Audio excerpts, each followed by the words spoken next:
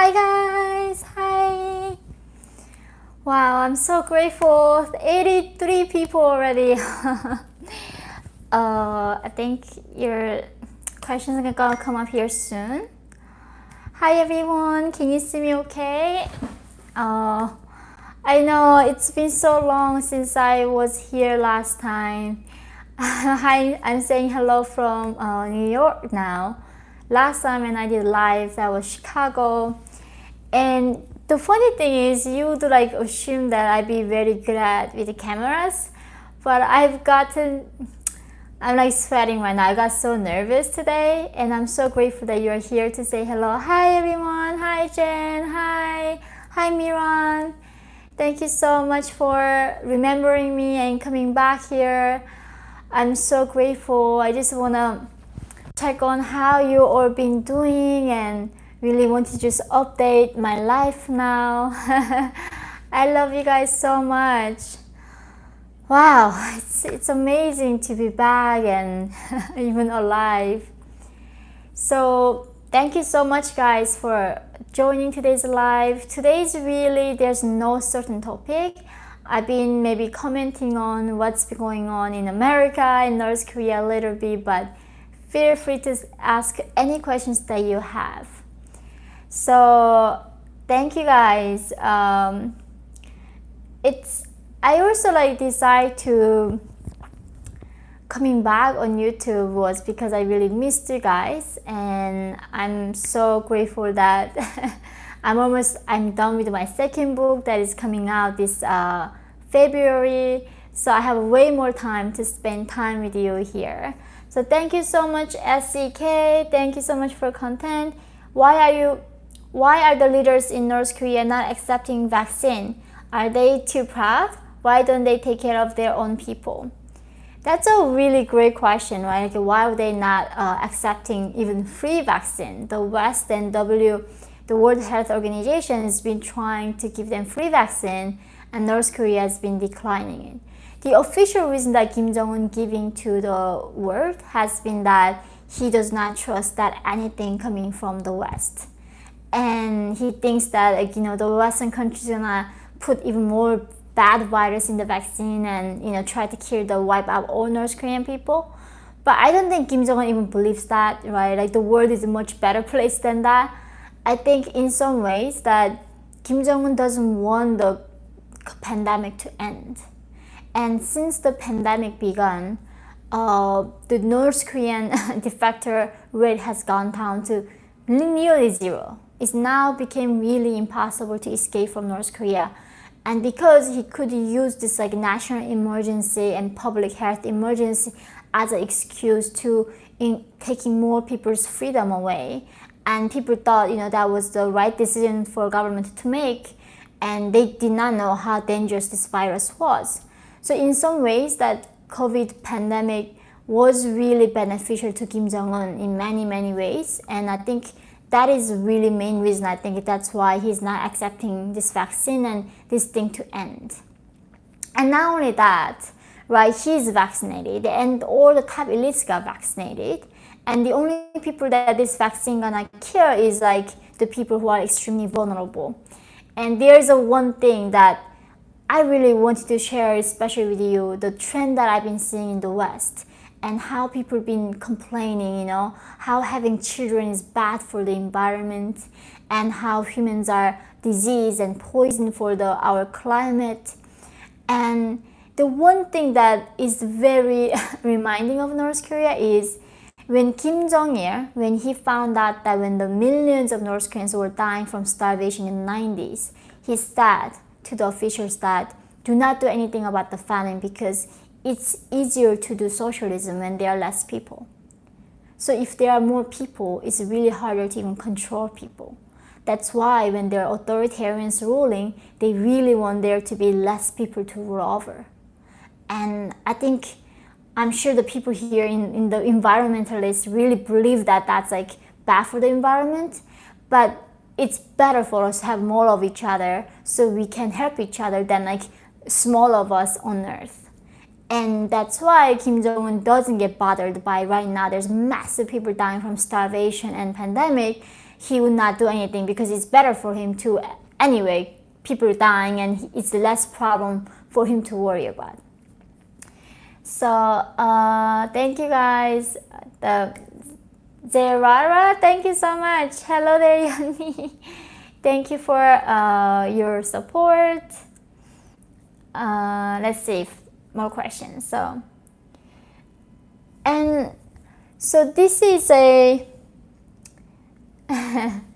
another thing that I really had a lot of, as I'm living in America more and more, it's such a weird feeling, right? I had expected so much, maybe like a higher expectation for this country, and I think in some ways this country has like exceeded my expectation in so many ways. But I mean, seeing the current politics like going towards even like students for the debt forgiven that was like published this few days, I was like so unbelievably disappointed. Like, I mean, I'm for sure I'm gonna vote. Finally, I can vote this country.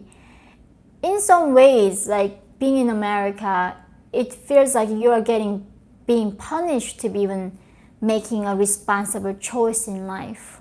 And there are so many my North Korean fellow defector friends that when they come to America, they, unlike me, they choose not to go to university and get a loan.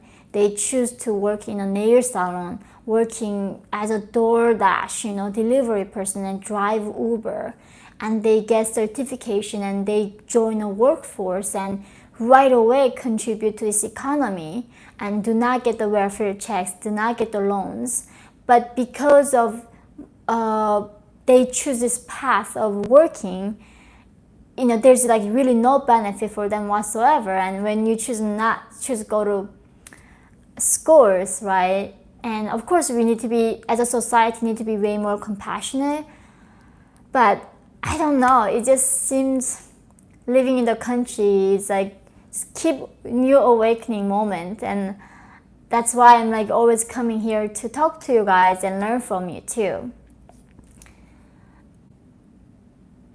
Okay, so let's answer some more questions. So what end do you believe economic incentives will seriously bring the DPRK to the negotiation table, considering they have shown no interest in the past? Thank you, Michael, for your question, right? The question was, what incentives is gonna make North Korea to come to join the international community and join the really global economy?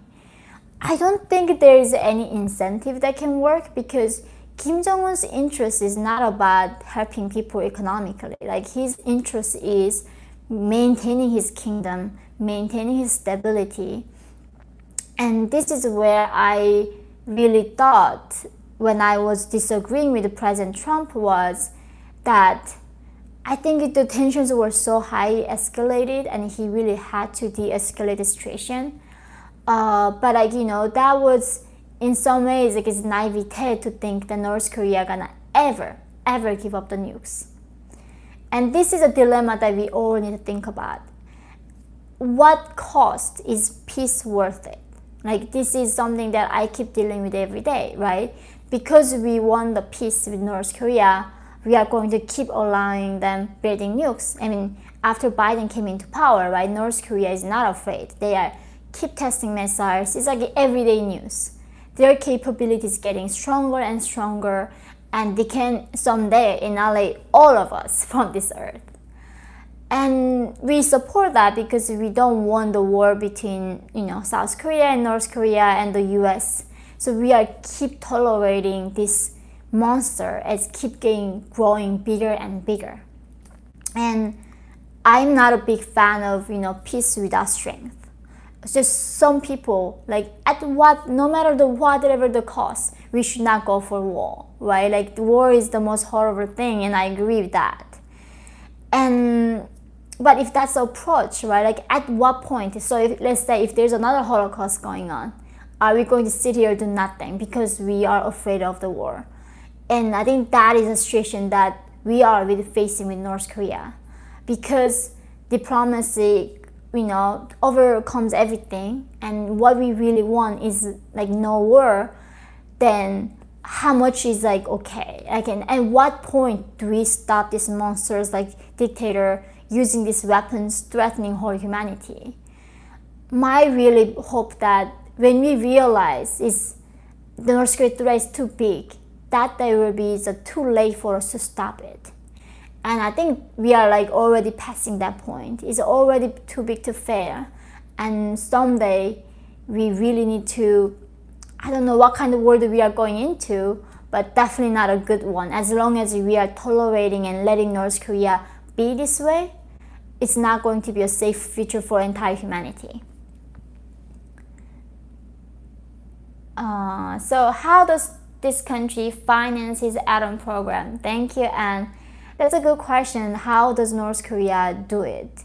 Many ways, right? The recent North Korea gathering revenue has been from the hacking, and they've been stealing a lot of bank accounts, they've been stealing a lot of assets. Hacking has been the number, lately has been top category. Number 2 has been selling military weaponry to the Middle East and to tourists. Number 3 is really selling its own people, enslaving 25 million North Korean people and making them work for free, and of course making North Koreans to cultivate the drug and like opium literally, and then selling it into the black market in the international market.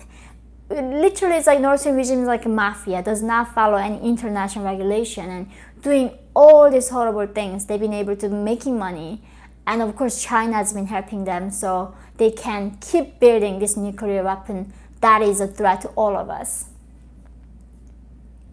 So Vladislav, I'm from Ukraine and moved to US a few weeks ago. I love your channel. What do you think of censorship in the West? Can it be fixed? Oh, welcome to America. It's I hope you love you enjoy America as much as I do. The censorship in the West, it in some ways that I feel like it's in America is like such a big country. Like when I was living going to Columbia in New York, I literally thought it couldn't get even worse than this, right? At Columbia, the student conduct and the censorship that you need to be aware is like so bad. But since I got out and been able to traveling to all around this like country and meeting people and even talking to Uber drivers, I feel like the country maybe is at least starting to awaken to the threat of the woke culture. Or maybe at least I'm becoming more friends with those people, because back then I was in a closet, I was a closet liberal and I could not come out. And now I came out, as you guys know, that I support the small government, I support the Constitution, and maybe I'm more exposed to that. But I do feel like the tide is turning in a lot of states. I don't think it's turning in California and New York for sure, but in Chicago obviously. But it is turning in states like Florida and a lot of other states. So I think that is at least giving me hope that how big America is and how this is, the United States of America, it has many, many different states to balance that power. And because of that, I was very hopeful until seeing how even like FBI got so, I don't know, like I cannot make a judgment, but even this kind of the organizations that I thought like was holding a justice and fairness to every individual in the country, and my faith is keep declining in these institutions, and it's too complicated to know the truth. I think that's what's being in America more and more is making me aware that how complicated truth is, and I don't think I can even fathom how much the corruption and this woke culture is getting into these institutions. And I think we just all have to wait and see. Brooke, thank you for your question. What are your opinions on religion? And I go to church, and my mom goes to church, and I send even my son to go to church. The reason that I believe in religion is because there was a time in my life that I was an atheist. I was like sick of believing in dogma, right? Like I was in North Korea, and I also got into some very dogmatic religious people. You know, like there was like very black and white theory about the world. It really made me like not liking religion sometime.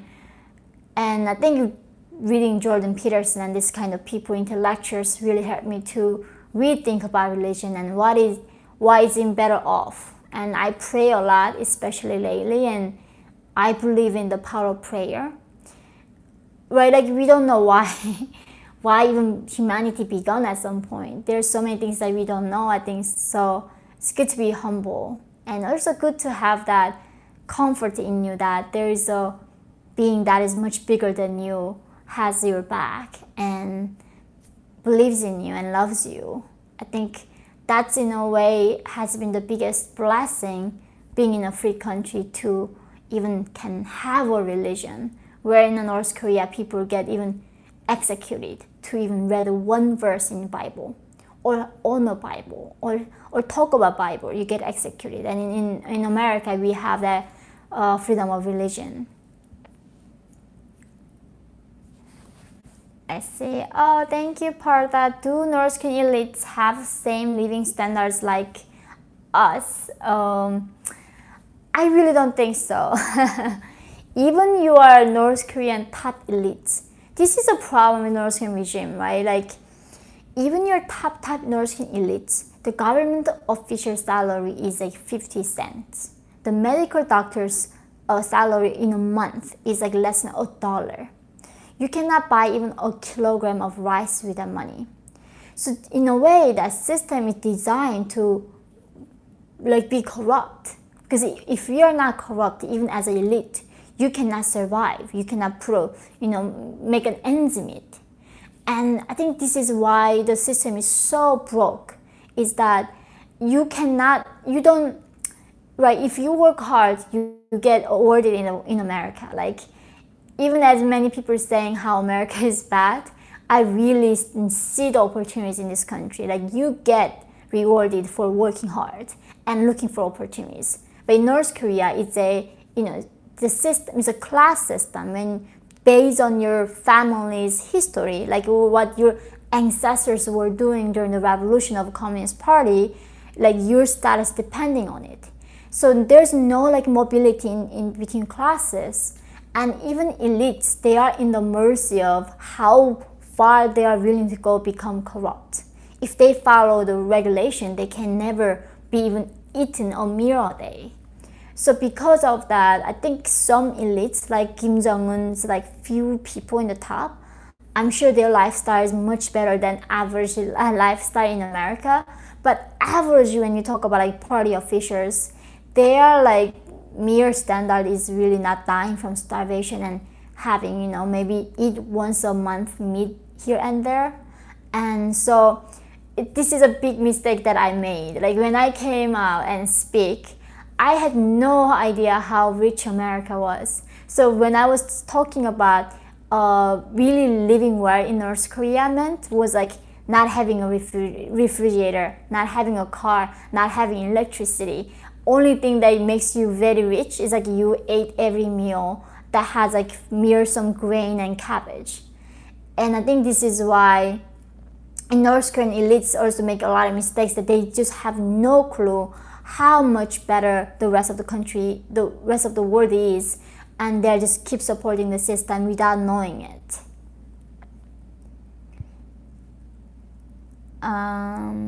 Is there any way we can help North Koreans? Thank you so much for your question. There are many ways. I made this video, how to help North Koreans. Actually, you can search it. I will post that link later in the chat. There are many non-profit organizations that does very effective work. And for instance, you can become a volunteer teacher to teach English to nursing defectors. And I think that's something I've been really benefited from. When I was in South Korea, I had like 11 English tutors who were volunteering and helping me out with my English. And a lot of North Koreans, after even escape, their life is really hard because they don't speak English. In South Korea, they do not even let you graduate from school if you do not speak English. And not only that, there are a lot of refugees now coming out from North Korea. And I think this is where something that I had to learn like in the last 2 months is that a lot of North Koreans now escaping to South Korea are very interesting. It used to be most of North Korean defectors who escaped to South Korea were like me, born in North Korea. However, remember guys, in the 90s, right, North Korea had a great famine. So there are more than 300,000 North Korean women were migrate to China, and they became sex slaves to Chinese men, and they were getting raped and they were being sold. So those women had children in the 90s and early 2000s. So when those women escaped to South Korea later, the children were left behind in China. And these children are very interesting.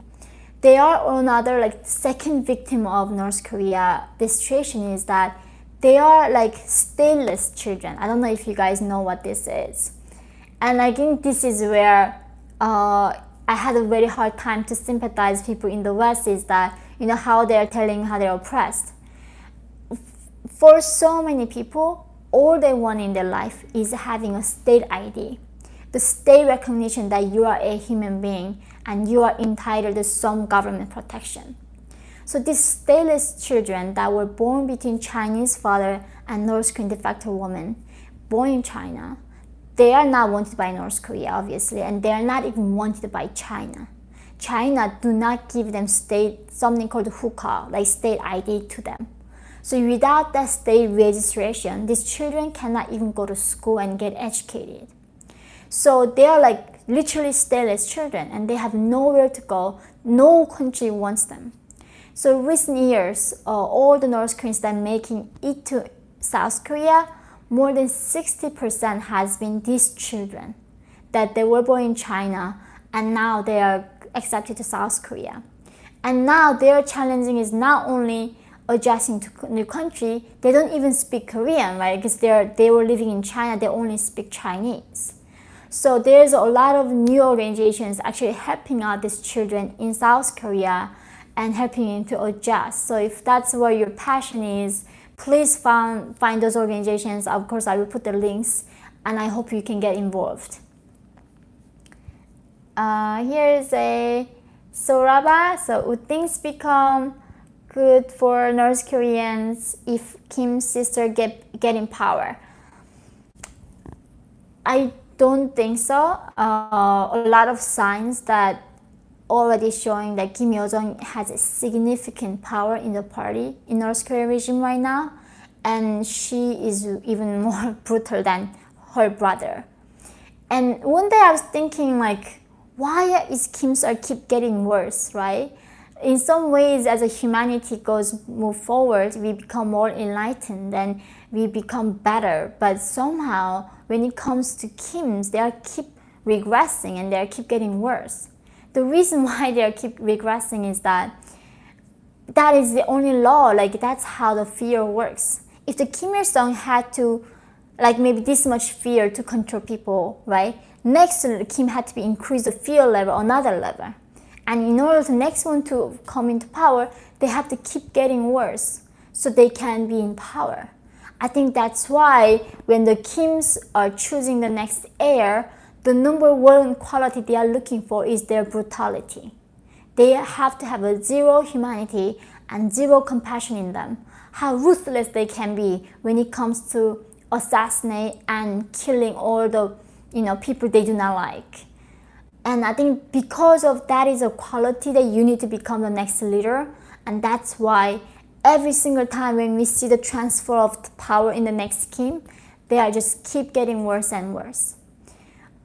And I think in that way, like in some ways, I guess in the West, we keep picking the people less strong, right? I think that's maybe like we are going in a complete opposite, right? Every time we select somebody, it seems like in America, at least with President Biden, we are picking the person who looks, especially the weakest.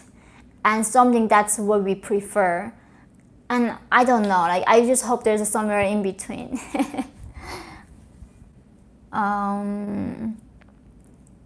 Oh, thank you guys. What is the worst thing that is normalized in North Korea? I think my answer is going to be many things that is normalized in North Korea that I despise, but I guess because I'm a woman that this thing really bothers me. I think you guys should all read this book. It's called The Green Light to Freedom. My fellow North Korean defector woman who wrote this book, and it's on Amazon Kindle version you can buy. It's Green Light to Freedom again. And I just finished her book, and by the way, she's coming to New York, so I'm going to interview her on this channel, so please wait for that video. And like, it just really reminded me of my life there. Like, her father comes home at 8 p.m. He's completely sober, and her name is Yeonmi, and when she's like 2, he asks the wife, like, are you ready? Not even upset, just are you ready? That means where the beating begins against the wife. So there is a saying in North Korea where you only train your wife and dog is through beating. There's no concept of human rights, but there's also no concept of beating women is bad. So in front of 2 years of daughter, that mom gets beat by her husband every single day from 8 p.m. Like, that's something that I saw every single day, and no wonder why I couldn't trust men for so long in my life.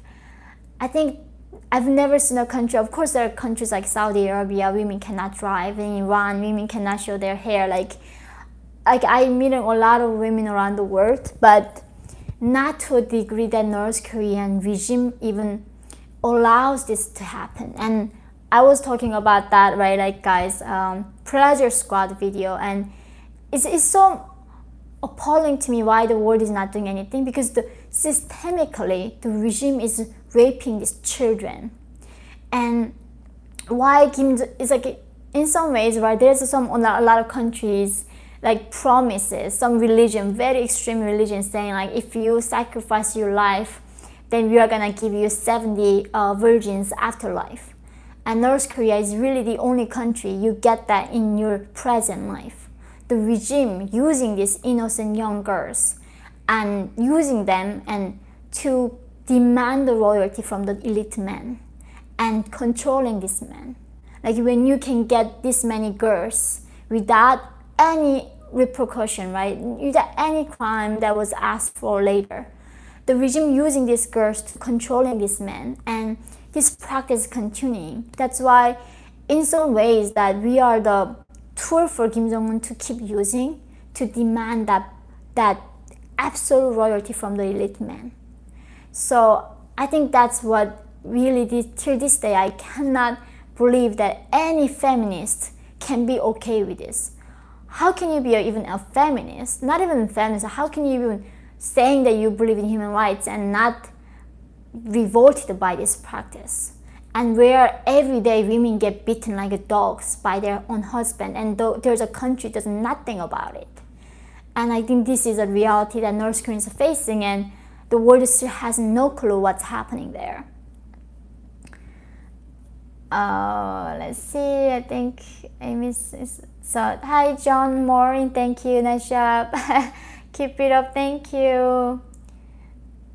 So what will happen to North Korea if Kim dies? Well, do not worry guys, there is Kim Jong-un has sons and daughters, and he has sister, he has many heirs in the lined up already, they're waiting to replace him. So as long as China supports the status quo in North Korea, nothing will change. I mean, the reason why Kim Jong-un is enthroned right now is because China is supporting that. So unless China wants something different for North Korea will continue this path no matter what. No matter Kim Jong-un is alive or dead, whoever is in power, the system is gonna be exactly the same. And I think that's why I keep saying, what needs to change is that we need to change the Chinese Communist Party so they can stop sponsoring this dictatorship in the north. So George asked, are you in favor of less government involvement in American lives since you have escaped a communist country? Yes, and million times yes. I'm not an anarchist. I'm not like, I have a lot of libertarian friends and they completely believe in no border, no military whatsoever, get rid of every government and let's privatize everything. I'm not that. I'm more like, I believe in some limited government, that I believe in the borders, I believe in the military. But I think most of the time, they should just get out of our lives and let us handle our own lives. It's like I have my family and I see a lot of my North Korean friends escape to South Korea, and even after surviving North Korea, they still want a big government and they still want government to take care of them. And it just shocks me to my core. Like, you saw what happens when government saying, I promise to keep you, give you everything that you need and give me your liberty, and they never deliver it. But I guess there's something about human nature that wants to be taken care of instead of being free. And it just works. Even after surviving that horrors of socialism, when I see my fellow North Koreans going to South Korea and still support socialism, that's like where I can finally understand some human nature and why socialism keep being repeated over and over every single time. It brings atrocity to humanity, and still we keep trying it because something about human nature, I think, that is so wanting that wants to be taken care of. And that illusion is making us to be blinded to threat of this lie, threat of big government. And I think the only thing that we can do is keep educating ourselves and keep educating our next generation so they do not make that dumb, stupid mistake. Let's see.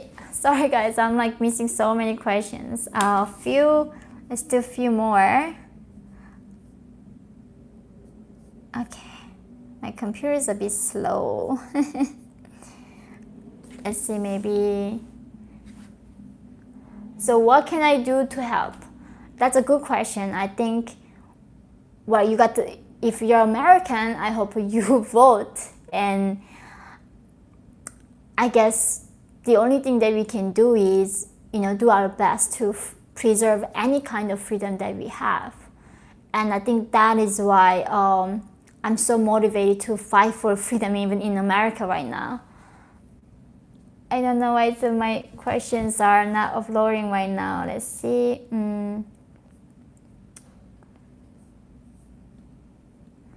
Sorry guys, I don't know what's... Okay, so have you ever experienced any threat being a defector? Yes, I'm on the death list of Kim Jong-un, but so I don't know how many of you guys following, of course I'm sure you saw the news, the Salman Rushdie, who was a prominent writer, got stabbed in New York in this literal a conference where he was about to give a speech. And my dear friend Masi from Iran, there was literally a man with a gun in front of her home with a machine gun, got caught in American soil. American government is failing to protect this distance that living in here. I think this is why it's such a new era. For the distance like me, used to be that America was a safe haven for all of us, that we can be free, we can speak our minds, we can be safe, because America was putting resources to protect people who are having, who were having these political opinions that were despised by authoritarians before. But current governments in America do not put any resources in protecting this distance anymore. How on earth? Masih was not only this year. Last year, the FBI caught many men, like 3 men, I think, about to got a mission from Iranian government to kill her. They caught her, and still not protecting her. So she finds out one day with a guy with a machine gun in her door, she needs to flee and for her life. Thankfully, she's in hiding and she's alive, but she cannot really be public again. And Salman Rushdie, of course, like getting stabbed in his eyes and in neck and going through that in the US soil. So I don't know, at this point, America is safe, and I think that's why I'm keep praying and holding on to God. I think it was a complete delusion in my mind that I was believing in the US government. They're gonna do this thing. They're gonna protect our lives here. And I don't think any of these politicians are interested in keeping our lives safe.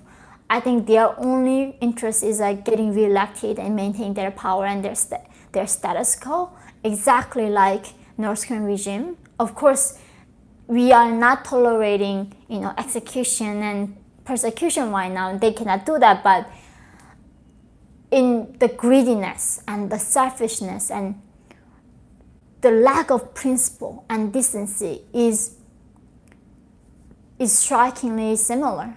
And I think this is where I had to wake up to that. Like, I cannot expect the government's gonna give me safety. It's at least like maybe up to God and me to protect my own life. So LDS German Shepherd Boy. Okay, so hope you enjoy your break and that you're well. So I'm going to be teaching history in high school. What lessons should I teach the next generation about communism and North Korea? I mean, I don't think when it comes to teaching communism, you're going to be ever lack of materials, right? I mean, if you just go through the death of these people, I mean, 60 millions of dying under Mao and Stalin and North Korea and Cambodia, Vietnam. I mean, there's like no lack of material. I think what we need to teach something about communism is that in some ways it was our all collective fault at it, right? There were people actively supporting communism, I get that. But there were also people actively being silent about it and not fighting against that evil. I think this is where a lot of people making that mistake is that, well, like, I'm not supporting communism, so I should be okay. I'm not causing anybody some harm. But when you are not actively fighting against that evil, that's also how you can ending up like living in China and North Korea. It is all up to us to resist it. And that's why when I was reading Animal Farm, I wasn't blaming the dictator. I was blaming my grandmother. Why was she not fighting? Why did they not fight to death to protect and preserve their freedom and rights? They knew something was wrong. And my time, I did not even know that I was oppressed, right? Like, you cannot fight to be free if you don't know that you're a slave.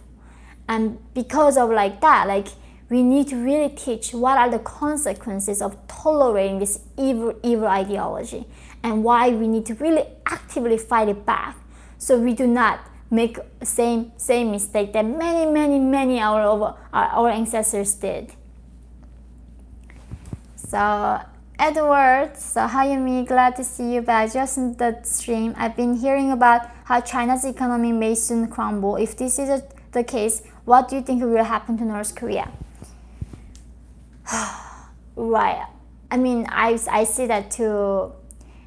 I think China has a lot of problems, and obviously, right, like when you central government economy like that, even though they do have a big, free market aspect, but majority of them are still government heavily from the Communist Party.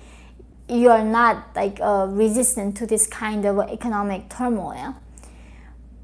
But I do think still China is number 2 economy, and I don't think anything gonna change anytime soon. A lot of people do predict that Communist Party gonna fall apart in the next 5 years.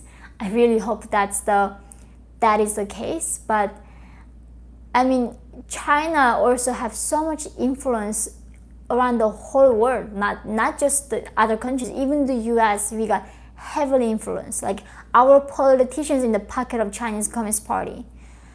And I think because of that, they might get bailed out. I don't know, but I just don't see that they're ending in a few years and the world is gonna become much freer place. But I really certainly pray for that. So AJ, thank you for your courage, and your story is so inspiring. Thank you so much for that, guys. And I'm so like grateful that you're still here and remembering me and still being interested in North Korea. I know someday, like, right, like so many days, like I feel like there's no change gonna happen to North Korea. Whatever I say, it's gonna be keep being ignored, and politicians are not gonna hear, the world leaders are not gonna hear. But that doesn't mean we can give up. I think we just need to keep fighting back and do the right thing. So that's why it means so much to me that you're here and not giving that hope. It's so easy to lose hope right now, but we need to keep that going. So Jalara is how I say. Too bad we can't do a culture exchange, our homegrown communist, for North Koreans' freedom. By the way, welcome to the Christian family. Oh, thank you. I know, it's like whenever I meet people that say how much they hate capitalism and how much they hate America, like I just really want to just swap North Koreans to Americans and send them to North Korea. This got to be the only country where people are saying that they hate it so much, but they are not living. You know, like this is like me when I did not like the system. I literally crossed the Gobi Desert, risking my life to escape it. And these people are just full of words and so full of themselves, and they just have no idea what they're saying.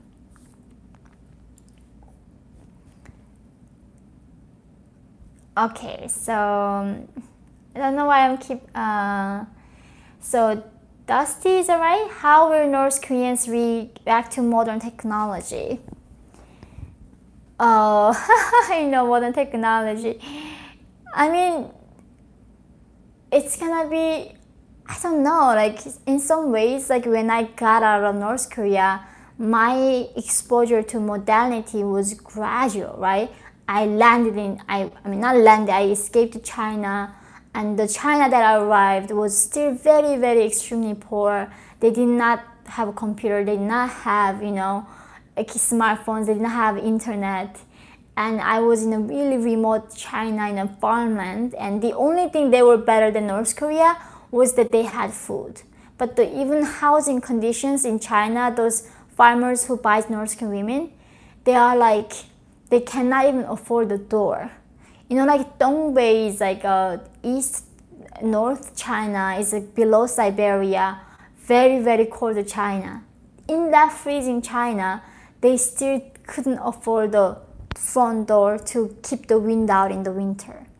So in that way, like my exposure to this modernity was gradual, but I can imagine from just one day to North Korea to drop in America. That's got to be and as far as I know, no North Korean went through that, because every North Korean they get out, they go through China, Laos, Vietnam, and Thailand.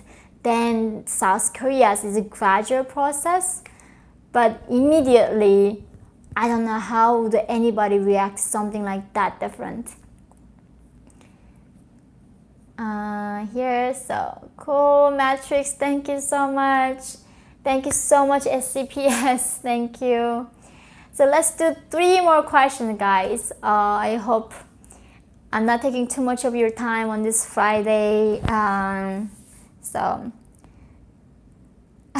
did you move back to New York to be close to Chris Chappell? So Chris Chappell is my friend who runs a channel, China Uncensored. Actually, I think he moved out to outer side of New York, actually, so I haven't even seen him. The reason that I moved to New York is funny. I know, I'm sure some of you guys know that I was married before and got divorced. And we have a shared custody, and only place that my ex was willing to move outside of Chicago was New York. And to me, in some ways, New York was still better than Chicago. And that's why only reason I'm here. But as soon as I'm done raising my son, I'm out of New York. I'm going to Texas or somewhere in Florida. Okay, so let's see. What will be the last two questions I should be answering? Here, there's so many questions. Okay.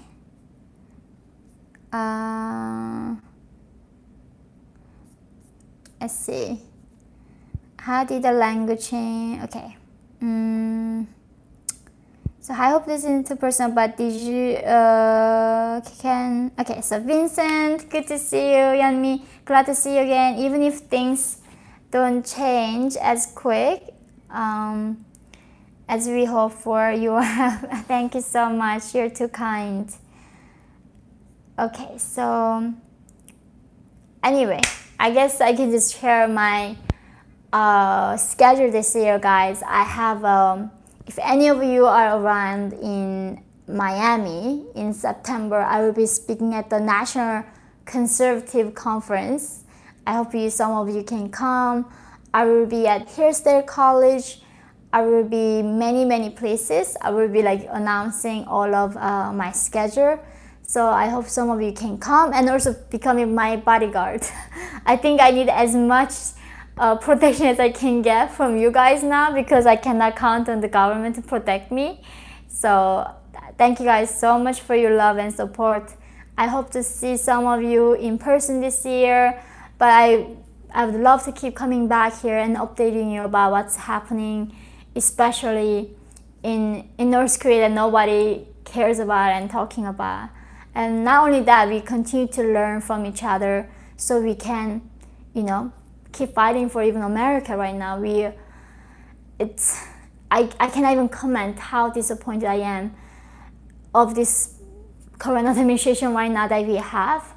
But that means also that this is a chance that we can fight back. There's the next election is coming, and I'm so fired up to vote finally.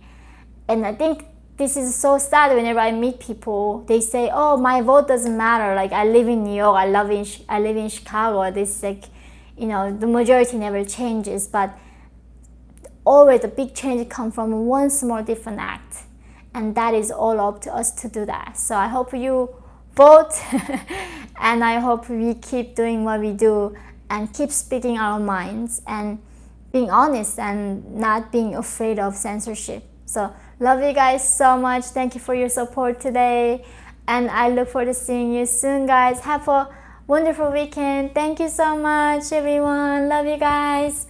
Thank you, guys. Bye.